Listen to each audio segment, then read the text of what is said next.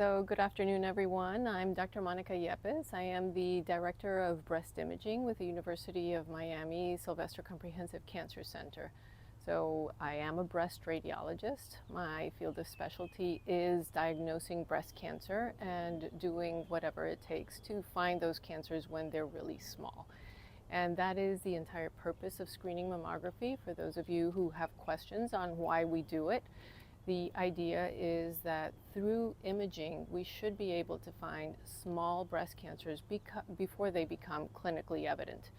And why is that important? It's important because the smaller they are, the less likelihood there is that the cancer has spread to the lymph nodes or to other areas of the body, and therefore it makes them easier to treat, and it gives patients a better chance of fighting this cancer. So there's a lot of confusion of, is screening actually helpful? Is it not? And it absolutely is. So there's a ton of evidence that shows us that those patients who have screening with mammography do much better than those who do not.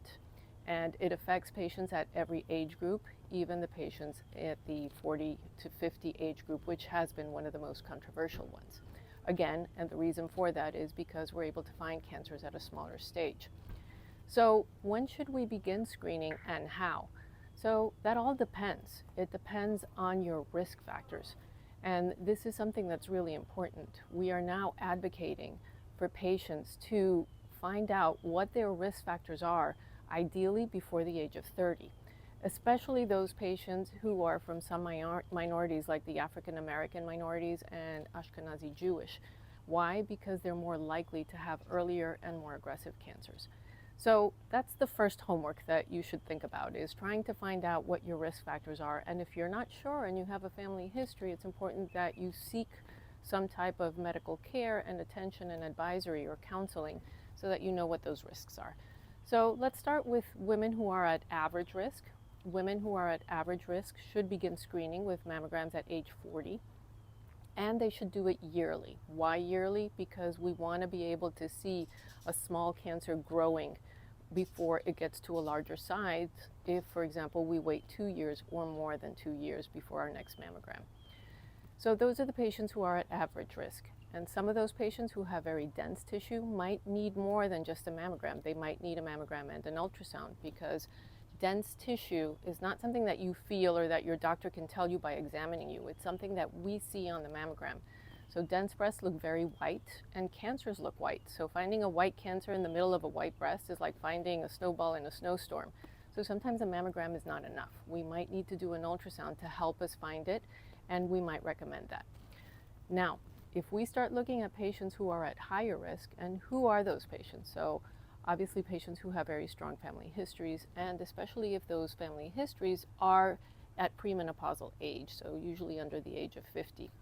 So if, for example, your mother was diagnosed at age 45, you should begin screening at age 35. So the rule is 10 years prior to the diagnosis in that closest first-degree relative. And depending upon how many other risk factors, a mammogram and an ultrasound may not be enough. You might need to have a mammogram and an MRI, and then an ultrasound may not be necessary. So those are the higher risk patients. And then we have the very high risk patients, who are patients who have genetic mutations. For example, BRCA mutations and others such as PALB2, ATM, CHEK2. So there are several other mutations that have a higher predisposition for developing cancer and at an earlier age. So these patients need to begin doing something at a much earlier age, such as clinical exams beginning at age 25, and some type of imaging which will vary between the ages of 25 and 40. So some patients who have family history where cancers present at a very early stage, at very early age, should begin with MRIs as early as age 25. Others can wait until 30, but that would be like a person-to-person decision that we would make based on your family history. It's a personalized decision. We have to tailor those screening recommendations to you and your family history and your risk factors. Now, these BRCA patients usually begin screening with mammography at about age 30. There's now a push to maybe push that back a little bit to 40, as long as the patient is getting an MRI, because the most important imaging modality for BRCA patients and mutation patients, genetic mutation patients, is MRI. So it all depends. But kind of to summarize, no later than 40. So patients who are at average risk have to start at age 40 and every year. And patients who are at higher risk have to begin with some type of imaging, which can begin as early as 25 to 35 or 40. And MRI is going to be a very, very important tool for these patients in order to identify those small cancers. And it has to be yearly MRI. It's not every now and then. We want to be doing it yearly.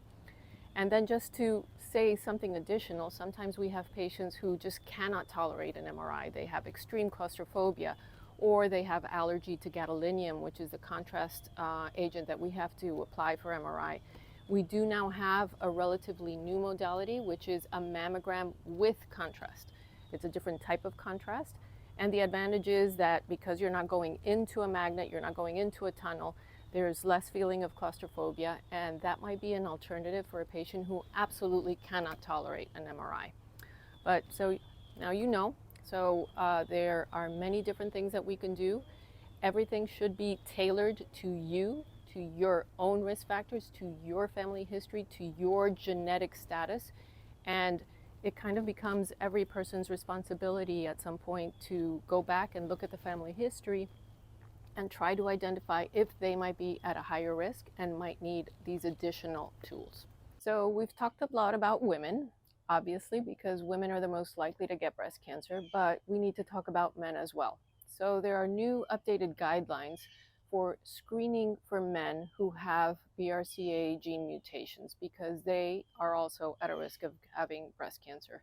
Much less than women, but it is a significant amount compared to men who do not have BRCA mutations. So the current recommendation is that those men who are identified as having a gene mutation should begin screening mammography at age 50. So just something to consider and to spread and to inform your family members if you do have a mutation. Remember that every first-degree relative of a patient who has a BRCA mutation has a 50% chance of having that mutation as well. So important to be tested so that we can begin early screening with them as well. So I hope this is enlightening, and I hope that you all adhere to these recommendations because screening for breast cancer is life-saving. And that's the message we want to get out there.